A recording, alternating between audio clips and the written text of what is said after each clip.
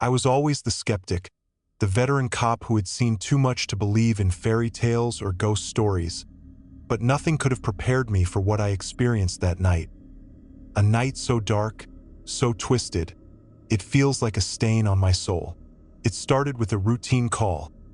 An abandoned house on the edge of town, complaints of strange noises, flickering lights, and muffled screams. I rolled my eyes as I read the dispatch, thinking it was just another prank call or maybe a homeless squatter stirring up trouble. The house itself had a history, a dilapidated Victorian relic that neighbors claimed was cursed after the family who lived there disappeared decades ago, leaving everything behind like they just evaporated into thin air. When I arrived, the streetlights near the property were out, as if the house itself had swallowed the light.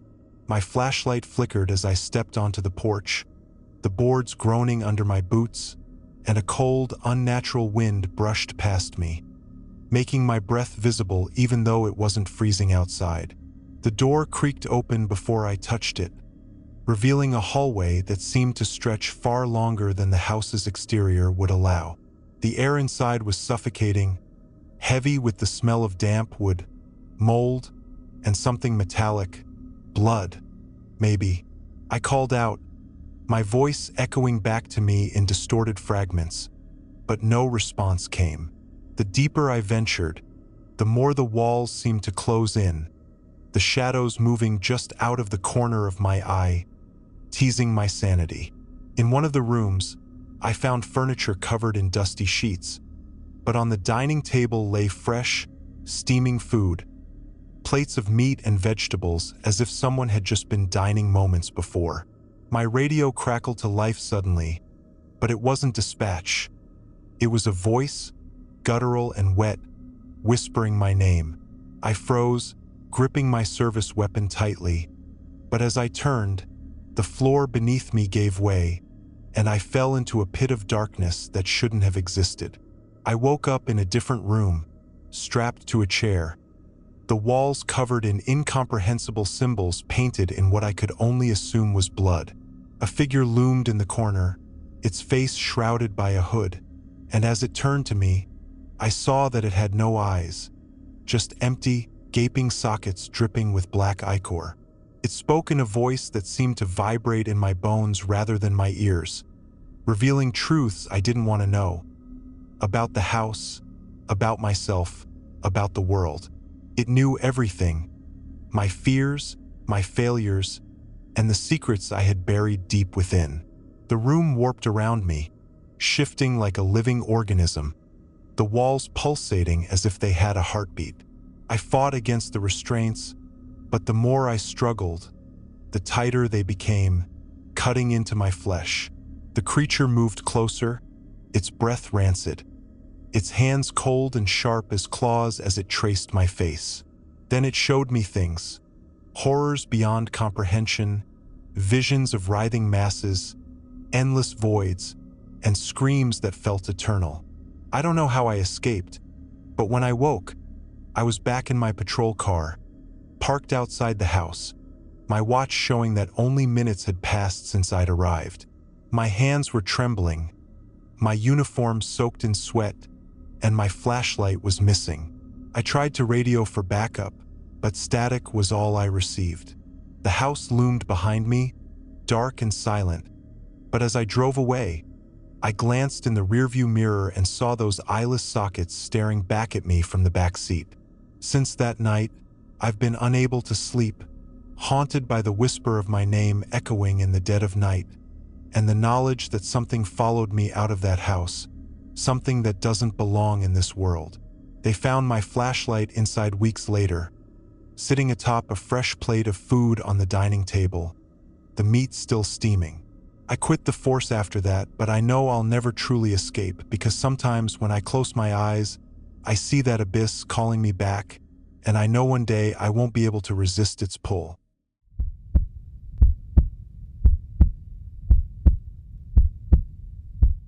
I never believed in evil, true, tangible evil, until the night I worked the case that still haunts me. It was a late shift, the kind where you count the minutes until dawn. When the call came in, a disturbance at the old St. Matthias orphanage on the outskirts of town. The place had been shuttered for decades, its walls steeped in rumors of abuse, disappearances, and deaths that were swept under the rug by officials who didn't care about poor kids with no families to defend them. I arrived alone, as backup was spread thin that night, and the moment my boots touched the overgrown path leading to the front doors, a suffocating dread settled over me. The orphanage loomed in the moonlight, its once pristine facade now cracked and crawling with ivy, windows like dark, soulless eyes staring into my very being. My flashlight flickered erratically as I stepped inside, the air stale and thick, reeking of mildew and decay. The front hall was eerily silent, save for the faint, almost imperceptible sound of children laughing. A sound that sent chills racing down my spine because I knew no one was supposed to be here. As I moved deeper into the building, the laughter grew faint, replaced by whispers, too many voices to make sense of, all speaking over each other in a language I didn't understand. Doors creaked open on their own, revealing rooms frozen in time. Beds neatly made, toys scattered on the floor, as if the children had just vanished mid-play. Then, I found the first sign of something wrong, something truly horrifyingly wrong. Scrawled across the walls in a jagged, childlike script were phrases like, "Save us," "It hurts," and "She's watching," written in what looked like dried blood. My instincts screamed at me to leave, but duty and curiosity kept me moving forward. I followed the whispers to the basement, where the smell of rotting flesh hit me like a wave. My flashlight illuminated the stone stairs, slick with moisture, leading to a cavernous room filled with rows of small beds, each one with restraints bolted to the frame. Chains hung from the ceiling, swinging gently despite the still air. At the center of the room was a pit, a black, gaping hole that seemed to breathe, exhaling a low, guttural hum that vibrated in my chest. The whispers grew louder, frenzied, and then, from the corner of my eye, I saw them, small, emaciated figures, their faces obscured by darkness, but their eyes glowed with an unnatural white light. They watched me, unmoving, their heads tilting in unison as if studying me. My heart pounded as I pointed my gun at them, my voice trembling as I ordered them to stay back, but they didn't react. Instead, they began to move, not walking, but gliding toward me, their whispers now a deafening cacophony. I stumbled back, my foot slipping on something wet and sticky, and fell to the ground. As I scrambled to get up, one of the figures reached out, its hand impossibly long and skeletal, and touched my face. A wave of cold shot through me, and suddenly, I wasn't in the basement anymore. I was in a memory, one that wasn't mine. I saw children crying, their wrists bound, as a tall, shadowy woman moved among them, her face a blur but her presence suffocating. She whispered things to them, promises of salvation that turned to screams as she pushed them, one by one, into the pit.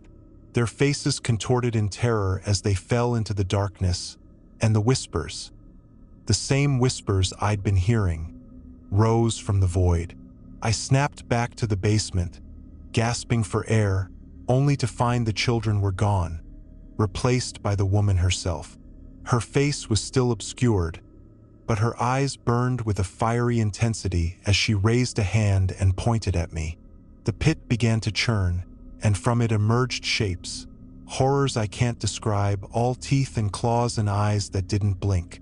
I fired my weapon, the sound deafening in the confined space, but the bullets disappeared into the void as if swallowed. The things from the pit lunged, and I ran, my feet barely finding purchase on the slick stairs as I bolted back into the main hall. The whispers followed me, mocking and cruel, and the laughter of children echoed once more, louder now, as if they were chasing me. I burst through the front doors and into the night, collapsing on the grass, gasping for breath. When I looked back at the building, the lights inside were on, every window glowing faintly, and I swear I saw dozens of small silhouettes watching me from behind the glass. Backup arrived minutes later, but when we re-entered the orphanage, it was empty. No pit, no blood, no whispers, just dust and decay. The official report said I must have been imagining things, but I know what I saw, what I felt. That night, something followed me home. Even now, as I write this, I hear the whispers in the dead of night, faint and taunting, growing louder as the clock ticks toward midnight. I know it's only a matter of time before the pit calls me back, and when it does, I don't think I'll have the strength to resist.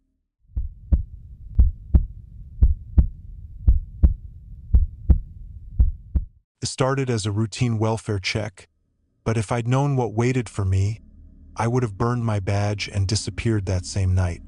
The call came from dispatch about a woman named Mrs. Beasley, a reclusive widow who lived in the crumbling Victorian house at the end of Birchwood Lane. Neighbors reported that they hadn't seen her in weeks and that a foul odor was emanating from the property. I was already dreading it.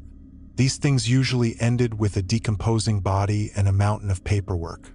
But as I arrived, the house seemed alive in its decay, its windows like dead eyes peering into my soul. The gate creaked as I pushed it open, and the path to the front door was lined with weeds that clawed at my boots like desperate hands. I knocked, the sound echoing hollowly inside, but there was no answer. Protocol dictated I call for backup, but something compelled me to enter alone. A weight, an unease, like the house itself was pulling me in. The door wasn't locked, and the moment I stepped inside, a chill wrapped around me, colder than any November night had a right to be. The air reeked of rot, but it wasn't just the smell of death. It was something deeper, something primal. The foyer was dimly lit by a single flickering bulb, and the walls were lined with photographs of children, their faces blurred as though the film had smeared during development. I called out for Mrs. Beasley, my voice trembling more than I cared to admit, but the only response was a faint shuffling sound from upstairs. I drew my weapon and ascended, each step groaning beneath my weight, the air growing heavier with every inch I climbed. At the top of the stairs, I found a long hallway lined with doors, each one slightly ajar. From the first room on the left, I heard a faint whispering, too low to make out, but unmistakably not alone. My flashlight swept over the room as I entered, revealing a child's nursery frozen in time. A mobile of stars and moons hung from the ceiling, spinning lazily despite the lack of breeze. In the corner stood a crib, and as I approached, the whispering stopped. Peering inside, I found a bundle of blankets, but when I pulled them back, there was no baby, only a grotesque, misshapen doll with eyes that seemed to follow me. A crash from the hallway sent me spinning around, my heart hammering in my chest. I stepped back into the corridor to find the doors that had been ajar now wide open, revealing pitch-black interiors that my flashlight couldn't penetrate. The whispers returned, louder this time, overlapping voices speaking in a language I didn't recognize. One door at the far end of the hall was still closed, and as the voices grew louder, I felt an inexplicable compulsion to open it. My legs moved on their own, each step heavier than the last, until I stood before the door. When I pushed it open, I found a small study, lit by a single candle on an old oak desk.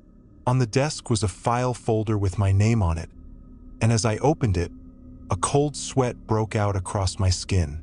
Inside were photographs of me as a child, me graduating the academy, me responding to calls I'd forgotten about, and then, most disturbingly, photos of me standing in this very house, in this very room, staring at this file. My hands trembled as I flipped through the pages, finding detailed accounts of my life, every moment cataloged, including things I'd never told anyone. Then came the final page, blank except for 3 words scrawled in blood-red ink: Turn around now. I froze, the hair on the back of my neck standing on end. Slowly, I turned to find Mrs. Beasley standing in the doorway, her face pale and her eyes sunken into black pits. She opened her mouth to speak, but no words came out. Only a deep, guttural scream that seemed to reverberate through my very bones. The walls of the house began to shift, the wallpaper peeling away to reveal pulsating, flesh-like surfaces, veins bulging and oozing black ichor. I ran, sprinting down the stairs that now seemed endless, my feet sinking into the floor as if it were alive. The whispers became screams, and the photographs on the walls twisted, the faces contorting into expressions of agony, their eyes following me as I stumbled toward the front door. But when I reached it, it was gone, replaced by a solid wall of flesh. Desperate, I turned back, only to find the house empty and silent once more. I was standing in the foyer, the smell of rot gone, the whispers silenced. For a moment, I thought I'd imagined it all, until I looked at my hands and saw the file still clutched in them. I left the house, the file burning my palms, and drove straight to the station. But when I tried to submit it, it was gone. No one at the precinct believed my story. They said there was no Mrs. Beasley, that the house had been demolished years ago. But I know what I saw and I know what I felt. The file isn't gone. It's waiting, somewhere in that house, and I can still hear the whispers calling me back. Every night since, I've dreamed of the study, of the photos, and of the final page, which now reads, "It's your turn."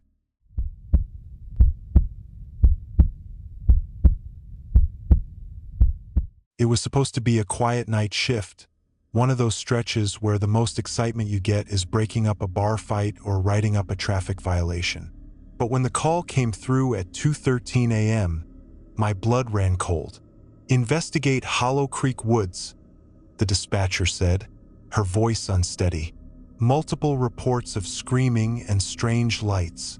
Hollow Creek wasn't just any woods.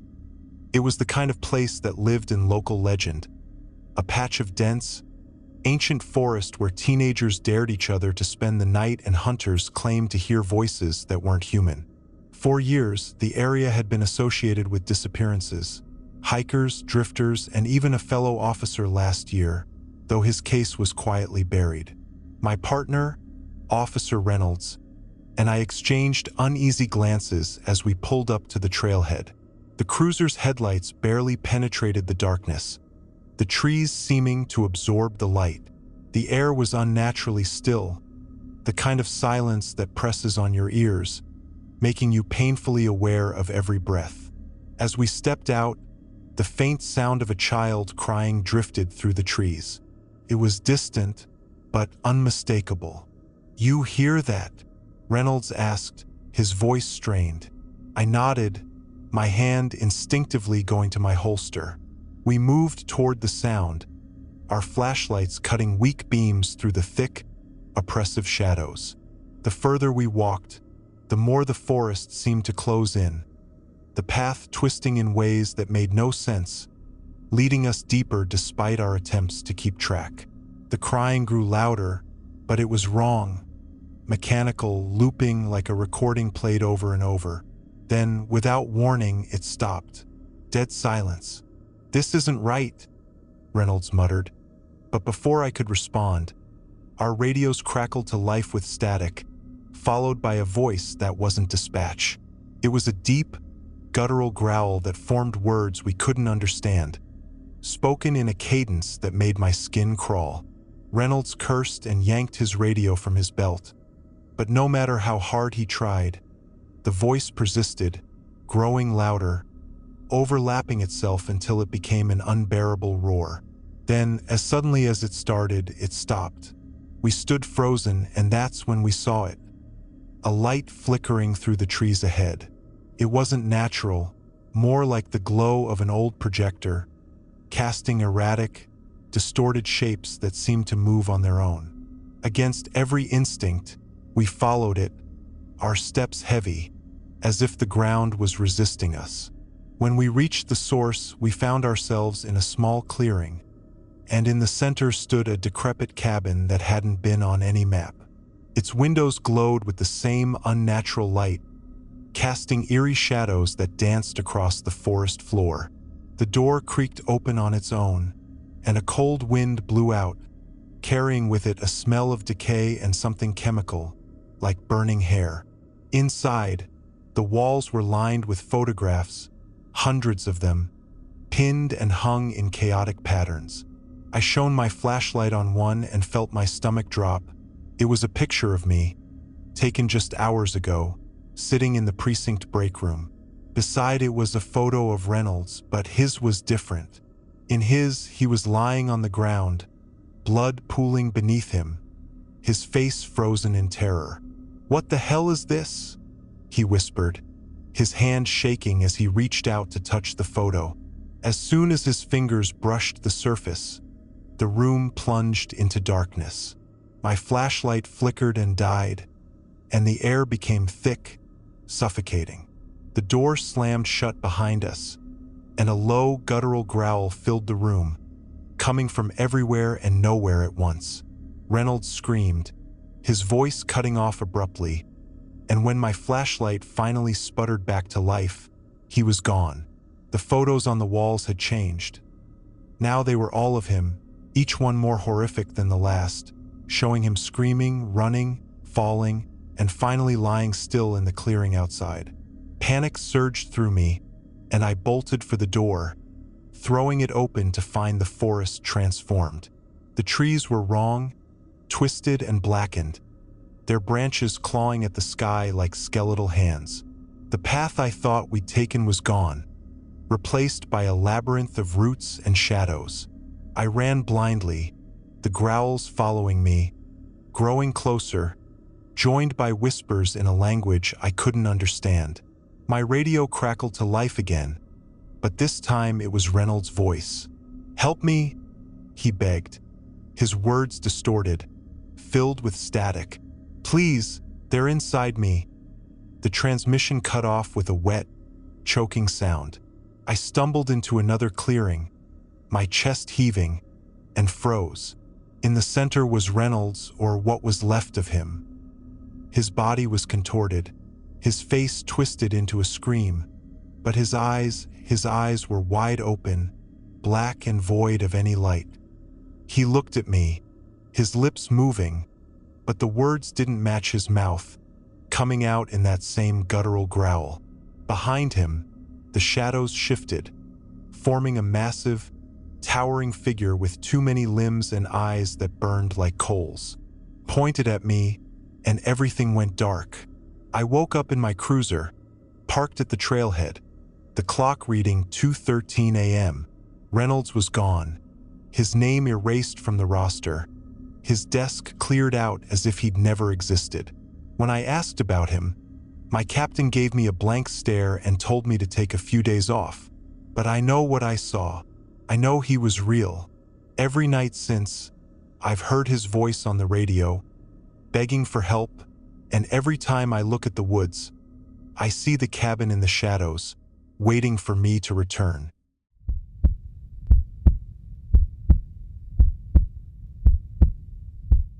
The call came at 11:47 p.m., just as I was thinking about clocking out. Dispatch said it was a noise complaint, a distant scream heard from a construction site on the outskirts of town. I wasn't thrilled about responding. It sounded like a prank or maybe some teenagers messing around, but I was the closest unit, and procedure demanded I check it out. The drive was uneventful, the streets empty and the air heavy, as if the night itself was holding its breath. The site was massive, a half-built skyscraper abandoned years ago when the funding dried up, its skeletal structure looming over me like a monument to forgotten ambitions. I parked at the edge of the lot and stepped out into a silence so profound it felt unnatural, my breath fogging the chilly air. My flashlight cut through the darkness, sweeping over rusted machinery and stacks of cinder blocks. I called out, my voice echoing too loudly, but there was no response. As I moved deeper into the site, I noticed something odd. The ground was littered with footprints, hundreds of them, crisscrossing in chaotic patterns as if a crowd had been here recently. Some prints were human, others weren't. They were elongated, clawed, and wrong. My stomach tightened, but I pressed on, my boots crunching over gravel that sounded far too loud in the stillness. Then I heard it, a faint, ragged scream, distant and desperate, coming from the upper levels of the building. Against every instinct, I followed the sound, climbing rusted metal stairs that groaned under my weight. Each step felt like an eternity, the shadows around me shifting as my flashlight flickered erratically. By the time I reached the third floor, the scream had stopped, replaced by a low, guttural moaning that seemed to vibrate in the walls themselves. The air was colder here, thick with the metallic tang of blood. I rounded a corner and found myself in a room partially enclosed by concrete walls. In the center stood a circle of candles, their flames impossibly still despite the draft. Within the circle was a figure, a man in a torn security uniform, kneeling and rocking back and forth, muttering to himself. His back was to me, and his words were incoherent, a mix of prayers and something darker. I called out to him, but he didn't respond. As I stepped closer, the muttering stopped abruptly, and he turned to face me. His eyes, they weren't human. They were black pits, endless voids that seemed to pull me in, and his mouth twisted into a smile too wide for his face. Before I could react, he lunged, his movements jerky and inhuman, like a puppet with its strings tangled. I fired my weapon, the shots deafening in the confined space, but he didn't stop. He slammed into me and we tumbled to the ground. His strength was unnatural, far beyond anything human, and his hands closed around my throat, choking the air from my lungs. In desperation, I reached for my baton and swung it blindly, connecting with his head. He fell back, but not in pain. He laughed, a wet, gurgling sound that made my skin crawl. I scrambled to my feet and ran, bolting down the stairs, but the building seemed to stretch endlessly. The layout was all wrong, corridors twisting and looping back on themselves, stairs leading to nowhere. The man's laughter echoed around me, joined by others.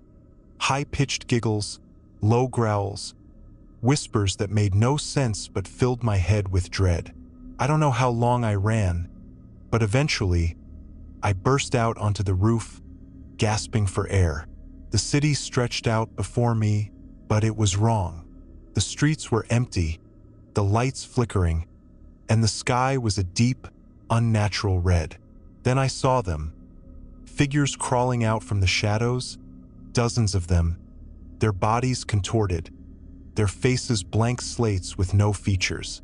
They moved toward me, their steps deliberate, their movements synchronized like a hive mind. I backed away, but there was nowhere to go. Behind me was the edge, a sheer drop into darkness. The laughter grew louder, deafening, as the figures closed in, their blank faces twisting into grotesque mockeries of human expressions. I don't remember falling, but I must have, because the next thing I knew, I was back in my patrol car, parked outside the site. My watch read 11:47 p.m., the exact time the call had come in. My hands were shaking, my gun was missing, and the radio was dead. I sat there for what felt like hours, staring at the construction site, which now stood silent and still, as if nothing had happened. But I know better.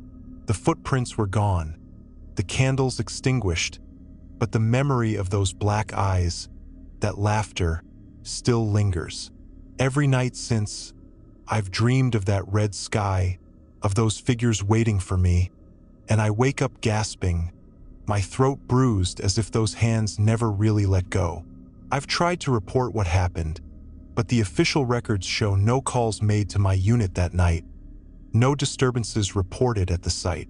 I'm starting to wonder if I ever left that building, or if I'm still falling, trapped in that endless, hellish shift.